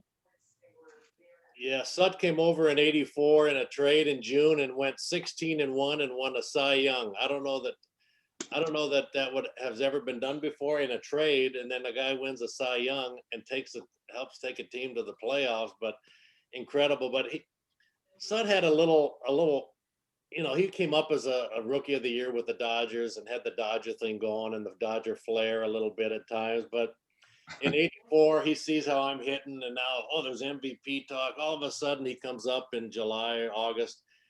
"Hey, Randall, do you have an extra bat that I could use?" I said, extra bat. I mean, this is big leagues. You got your own bats. So what do you mean? So now he wanted to jump. He wanted to jump on my bandwagon and take my bat up there. So that was, and actually the ball that he hit in the playoffs on the street against the Padres, that was my bat, and it was a really nice one.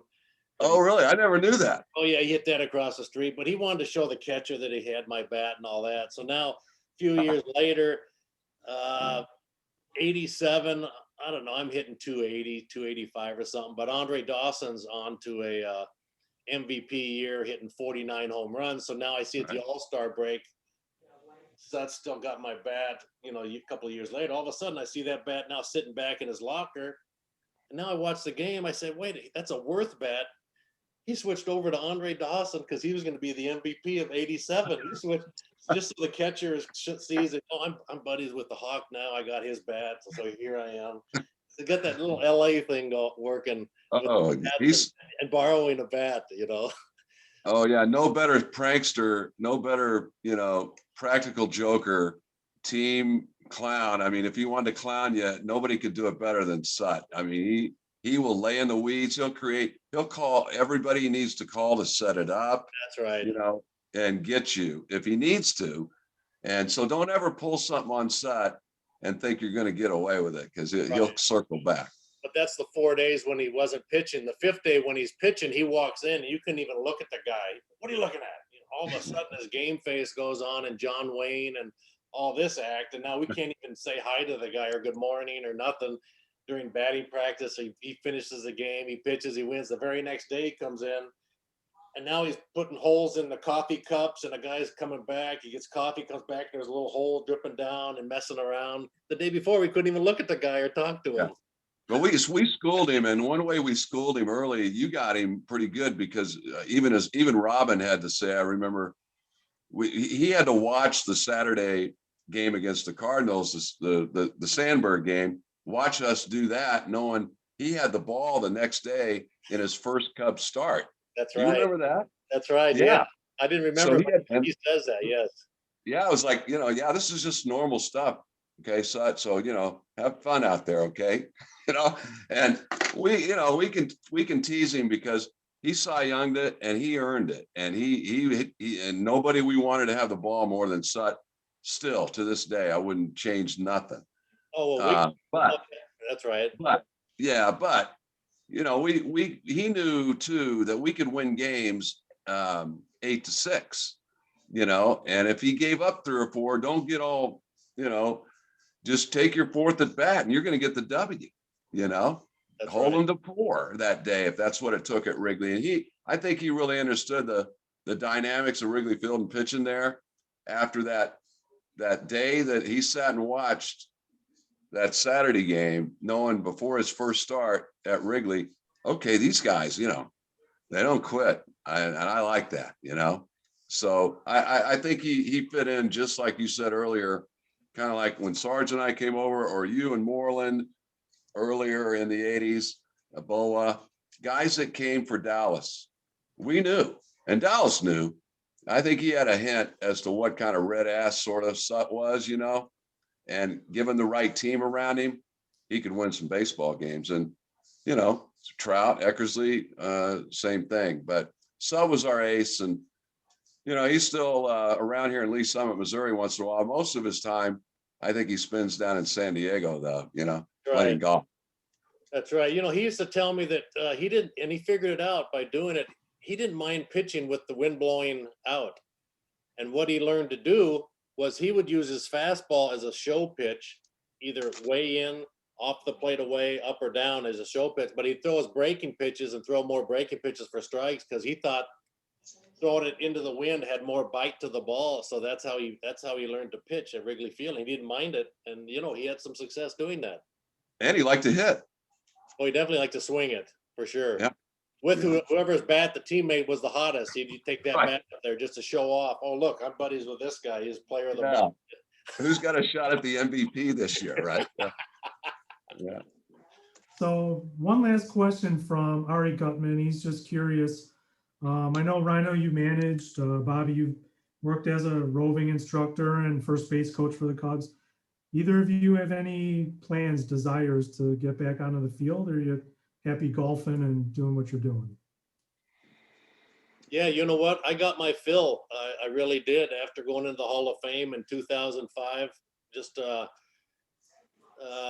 thinking back on my career and the coaches and the managers and all that, I got an itch to try that. So I went to the minor leagues in 07, spent 4 years in the minor leagues with the Cubs all the way up to AAA, and then went to the Phillies at their AAA for 2 years. So 6 years in the minor leagues. I was able to coach third base for the Philadelphia Phillies in 13. And then they gave me the job that for 2 months to go in 13 and then 14, then I left in 15. But I got my fill doing that. It was some of the best experience of baseball that I had other than playing for sure. But I just learned more about the other positions and the drills they do and what you look at as a manager. You look at the whole field, you look at the other dugout, you know their roster over there.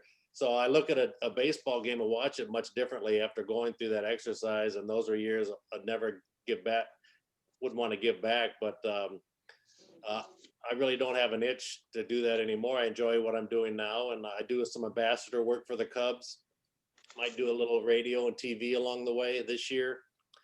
But just being connected that way, much more relaxed, very, very low stress level nowadays for me. And spending time on the golf course where the stress can be, I fight against myself, playing against myself out there and have the competition out there and being with the grandkids and teaching them the ropes on a lot of different stuff. I enjoy that. So I'm very content, but glad that I got back into it just to get that off to my chest and along with all the things that I learned from those years.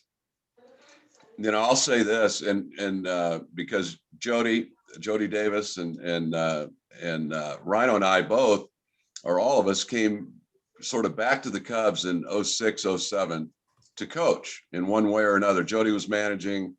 I became a rover in the minor leagues with the outfield and the base running, and Ryne was managing. So we had those few years together, and what I recall, Ryne, was I think we all had kind of a little bit of a little snicker going, like, you know what, if given the opportunity, we'd love to have a hold of a chance to win this World Series as coaches / manager, whatever you might role you might be in, right? I think we all kind of were, that's what we were there for. I mean, I was there for that opportunity. I wanted to have another chance to sort of be on that grass at Wrigley, maybe when we win it. It didn't work out, but I think we all got a great deal of gratification out of it one way or another. I know I did as well. Just from the opportunity from working with some of those young players who I still have an opportunity to connect with still today. I mean, some young guys that I'll always be connected with because of coaching, not because of playing. And I have a great deal of, I take a great deal of pride in that, and I'm grateful. That's right. Yeah, it looks like, Bobby, behind you, you've got a wall full of Cubs photographs. I even see down in the corner there a daily double. Looks like you and Ryne. I got Ryne over there. Let me tilt it. He's over there. See him? Yep, there you go. So I guess my question is, who do you guys think deserves the next statue at Wrigley Field, and why should it be the daily double? Because that's what I would vote for. I appreciate that, but Ryne, certainly, no doubt. I mean, well, any of the Hall of Famers for me. I mean, you should have a little. In my opinion, I mean, for what it's worth, I think they should have a patio or a section off where they're all gathered, kind of like they do. I don't know if you've ever been to the Negro League Museum, but I'm playing golf tomorrow with Bob Kendrick. Makes me think of him. They have a room there where they got all the statues, right? Satchel Paige and Josh Gibson and on and on. And they're all set up in an infield outfield. And I don't know. I just think that we've got enough Hall of Famers now, enough flags up there where you could set up a pretty good patio, and include Harry or whoever, that belongs out there in that, for sure. I'm with you on that. But, Ryne also well enough to be able to say, he's not going to blow his own horn or take anything but a dose of humble pie here, but he belongs in the way of statue thinking, just like Santo certainly Ernie and Harry and, you know, in my mind, Fergie, and Billy Williams. all of them. Yep. Yeah, but that's all I'll say. The Daily Double, it's got its place, and I like where it is on my wall. I know that. I think I gave Rhino a copy of that Great as well. spot. Great spot. So I like you, that Sarge catch, over the shoulder catch right there, headed to the doors, the metal doors. Oh, where? Right there, isn't that Sarge? Oh, that's you. Oh, that one? That's me there. You okay? I couldn't see that. That's you. Nice. Yeah. But, you know, Sarge, if he was making the play, he'd be catch and then tuck and roll and pop up, you know. Three tumbles and a pop up. Sunglasses, hat everywhere. Batting gloves all over the field. But yeah, he's up in here a number of places as well. I've got a little room here that I kind of I call it the memory room, because anytime I walk in here, I can just get lost, you know, and Nice. flashback, and it's always fun. And I'll say this before you maybe hit the statue stuff. I didn't expect to see you today. Okay. This has been a great joy. I'm so glad that John pulled it off. And I just want to say that, yeah, before we part. No doubt. so Bobby, you got your Gold Glove award somewhere handy you could show us? It's right there at Wrigley Field in the little store. They got one, but they did give me one too. And you know, I can tell you this, the day I got to stand out there with Rhino getting one of his 10, it's still one of my favorites. Here, I'll see if I can do it. Can you do that? Can you see it? You can see it's pretty close. Very nice. Better? Yeah, perfect. Excellent. Yeah, I keep it front and center for good reason. But to me, it was an acknowledgement that will always be cherished because of the fact that whenever your peers recognize you in some kind of way, in this case, you know, they vote, the managers in the league, and they do it different, I think, today. But back then, it was a great deal of pride to know that the guys around the league decided, you know, to honor you in whatever way. And you know, I think it also speaks to the fact that we took a lot of pride in our defense. To me, it was the funnest part of the game, and standing behind Sandberg, watching him do what he did. You know, I used to holler at his football instincts, and I would holler screen left. You know, he'd go to his right, pick it off, and then throw back left. It was kind of like a roll right, screen left, you know, and in true Patrick Mahomes form, he could execute that play. And well, I guess we hadn't had him in Cub uniform. Maybe Tom Brady would be an honorable mention. I don't know. Who knows? Well, I've got one. Bobby, Sorry, go ahead. Yeah, we have a chance to do this about once or twice, 3 times a year, Cubs convention or fantasy camp, whatever. But so I'm glad we got to get off 2021 on a good foot. It never gets old. The stories are always get the juices flowing and all that. And Oh yeah, we're tied to the hip. So I've appreciated being on here. It's time for me to head out, but I've enjoyed it once again. Send my best to Margaret too. Stacy says hi. Sounds good. Got those juices flowing. Opening day right around the corner, about 10 days away. So this is a good start. Well, All right, thanks, pal. Rhino, for All right. coming. This was awesome. Appreciate it. All right. Thanks, guys. All right. Everybody listen, gals. Thank you. Take care. And Bobby, I've got one more clip I wanted to show you before we let you go. Okay, nice move there. That was unexpected. It was his idea to make it a surprise, so I went with it. Well, that's right up his alley. He loves doing that. And I think it's because we share that, you know, that common ground that when you're 18, 21, you know, you go back that far, it's, I don't know, it's kind of hard to explain, but it's really unmatched, you know, in all of our lives. I guess you could take yourself back to the same days in some kind of way, and you find the same kind of goal, you know? Right. So is the screen up? Can you see what this is? I'm assuming you probably already know, right? That was probably the funnest play I ever got to be involved in. Yeah.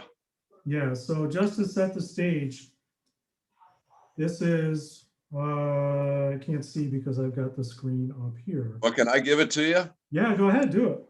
The reason I can is because remember, I played for Harry Carey and Harry Callis, and two of the greatest. So Harry Callis, he was different, but than Harry Carey, but he was a sports loving guy, man. He loved sports and he loved, you know, a guy with that would give the full effort. He's sitting there beside Whitey Ashburn, who you baseball fans certainly know who I'm talking about.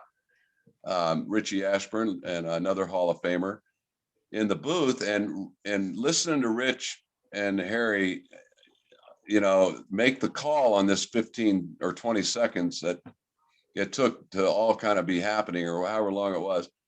And all I know is 2 out, 2 on, down by 2,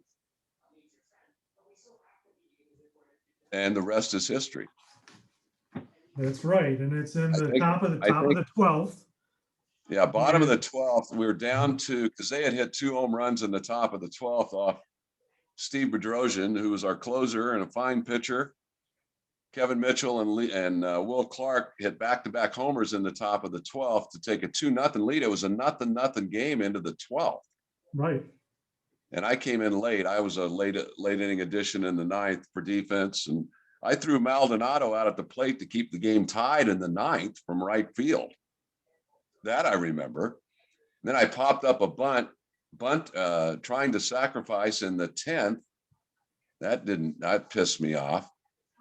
And then I got another chance in the 12th with 2 out and 2 on, and Craig Lefferts. And I think the way Harry started that call, my boys remind me once in a while, they love to call me and say, line drive, fair ball.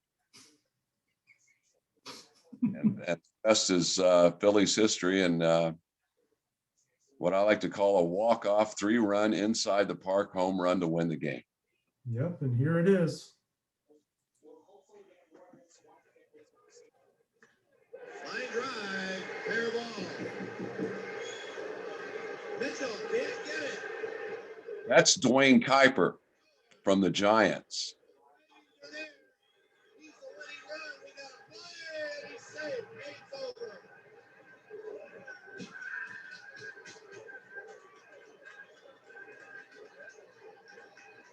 Can you believe it? And I had a headache from the beating I took, you know, teammates patting you on the head. I remember that vividly.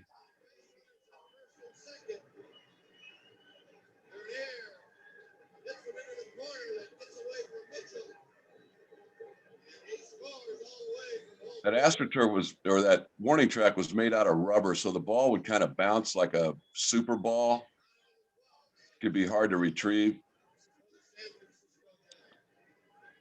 But Larry Bowa is at third base coaching too. That's another good mention. He was jumping up and down like a jackrabbit, and I wasn't stopping. Whatever he was waving, I didn't really see. But once I saw Mitchell having trouble, and I'm on the way to third, I was thinking one more left turn.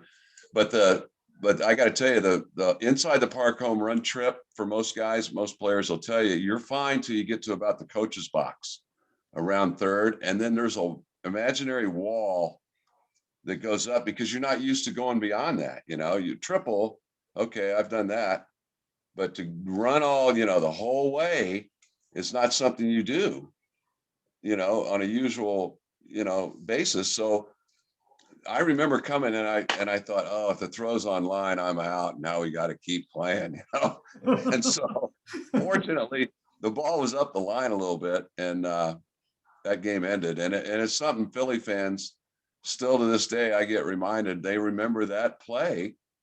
You know, they're older fans, of course, but they remember that play at Veterans Stadium in mid-May. And Harry, you didn't have the Harry Callis audio on that, but I still have a copy, fortunately, that I got of Harry making that call. I think you can probably find it on the internet, but Harry Callis was one of those guys, you know, in baseball history, like Harry Carey, that if you got a chance to play with Vin Scully on the mic, you know, you had to be pretty tickled to death.